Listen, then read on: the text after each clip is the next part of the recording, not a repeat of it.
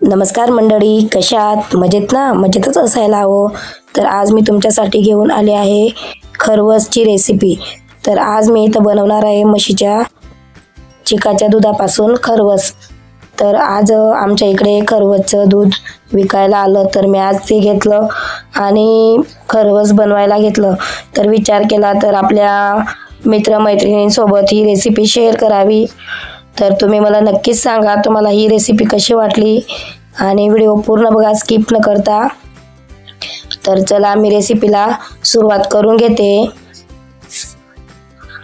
तर बघा, मी इथं अर्धा लिटर चिकाचं दूध घेतलंय. एकदम घट्ट असं दूध होतं. खूप दिवसापासून आमच्या इकडे आलेलं नाही, तर आता आलं तर मी ते घेतलं. आता त्यासाठी लागणारं साहित्य खूप कमी साहित्यामध्ये आपण हे खरवस बनवत आहोत.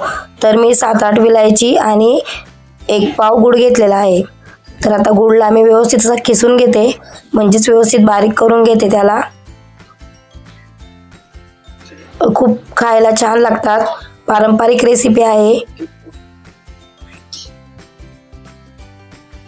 तुम्ही नक्कीच ट्राय करा. तर बघा, मी इथे गूळ व्यवस्थित बारीक असा किसून घेतला आहे.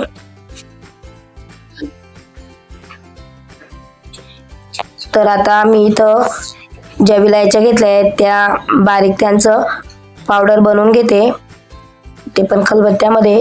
तर आता मी या दुधामध्ये गूळ व्यवस्थित मिक्स करून घेणार आहे.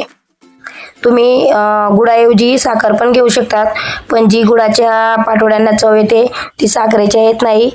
त्यासाठी शक्यतोवर गुळाचाच उपयोग करा. खूप कमी साहित्यामध्ये आपल्या पाटोड्या इथं बनवून रेडी होतात. आमच्याकडे त्यांना पाटोड्या म्हणल्या जातात. तर गूळ मिक्स झाला आहे दुधामध्ये. मी इथं कढई घेतली, कढईमध्ये पाणी गरम करायला ठेवलंय आणि त्याच्यावर कढईच्या मापाचं एक ताट घेतलंय. आता हे दूध मी ना गाळून घेणार आहे, कारण आपण गूळ आणि दूध गाळलेलं नाही आधी. तर गूळ व्यवस्थित बारीक झाल्यावर त्याच्यात काही कचरा वगैरे निघेल, तो निघून जाणार. त्यासाठी दूध हे कधी पण गाळूनच घ्यायचं.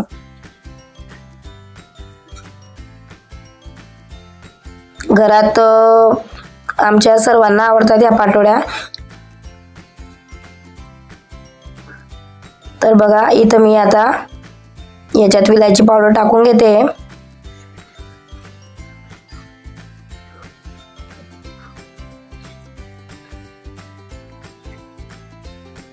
मस्त ते व्यवस्थित मिक्स करून घ्यायचं आहे दूध, म्हणजे विलायची पावडर ही सर्व दूर मिक्स होणार.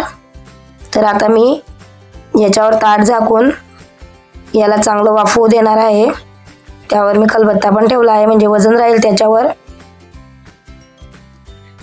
तर बघा, इथं मला 30 ते 40 मिनिट लागलेत पाटोडी रेडी करायला. तर मी आता चेक करून घेते आपल्या झाल्या आहेत का. तर बघा, असं हात लावून चेक करायचं. कडक लागलं म्हणजे आपली पाटोडी रेडी झाली आहे. तर थंड झाल्यावर आता आपण काप करून घेऊ. तर मी इथं काप करून घेत आहे. तुम्हाला जसे छोटे मोठे जसे आकारात पाहिजे असतील तसे तुम्ही काप करून घेऊ शकतात. तर छान असं थंड झालंय म्हणून काप पण हे पटापट होत आहेत. तर मी तुम्हाला आता काढून दाखवते. बघा, न चिटकता किती छान असे आपले पाटोड्या म्हणजेच खरवस हे रेडी झालंय. तुम्ही नक्की ट्राय करा आणि रेसिपी कशी झाली मला कमेंटमध्ये कळवायला विसरू नका. तर तुम्हाला नक्कीच रेसिपी आवडली असेल, लाईक करा, कमेंट करा आणि नवीन व्हिडिओला बघायचं असेल तर चॅनलला नक्की सबस्क्राईब करून जा. व्हिडिओ बघितल्याबद्दल सर्वांचे मनापासून धन्यवाद.